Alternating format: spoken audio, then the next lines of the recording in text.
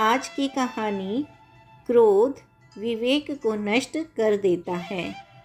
एक बार महात्मा बुद्ध एक शिला पर बैठे हुए सूर्यास्त का दृश्य देख रहे थे। तभी उनका एक शिष्य भागा भागा आया और गुस्से में बोला, गुरुजी, राम जी नाम के जमींदार ने मेरा अपमान किया है। आप तुरंत चलें, हमें उसको सबक सिखाना होगा। महात्मा बुद्ध मुस्कुरा कर बोले, प्रिय, तुम बोध हो और सच्चे बोध का अपमान करने की शक्ति व साहस किसी में नहीं होता। तुम इस बात को भूलने का प्रयास करो। जब प्रसंग को ही भुला दोगे तो अपमान कहाँ बचेगा।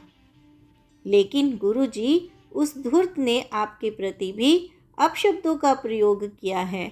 आपको चलना ही होगा। आपको देखते ही वह अवश्य लज्जित हो जाएगा और आपसे क्षमा मांगेगा। कृपया चलिए। बुद्ध समझ गए कि शिष्य में बदले की भावना प्रबल हो गई है। इस समय उसे समझाने का कोई लाभ नहीं होगा। कुछ विचार करते हुए वह बोले, अच्छा वत्स, यदि ऐसी बात है तो मैं अवश्य ही राम जी के पास चलूँगा और उसे समझाने का पूरा प्रयत्न करूँगा। ठीक है, हम सुबह चलेंगे।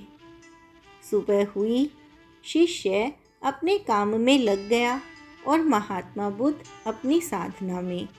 दूसरे दिन जब दोपहर होने पर भी शिष्य ने बुद्ध से कुछ नहीं कहा तो बुद्ध ने स्वयं ही शिष्य से पूछा, प्रियवर, आज राम जी के पास चलोगे ना?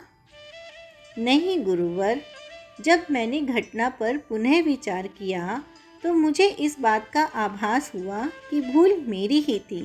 मुझे अपने कृत्य पर भारी पश्चाताप है। अब राम जी के पास चलने की कोई आवश्यकता नहीं। तब बुद्ध ने हंसते हुए कहा, यदि ऐसी बात है तो अब हमें राम जी के पास अवश्य चलना होगा। अपनी भूल की क्षमा याचना और प्रायश्चित नहीं करोगे?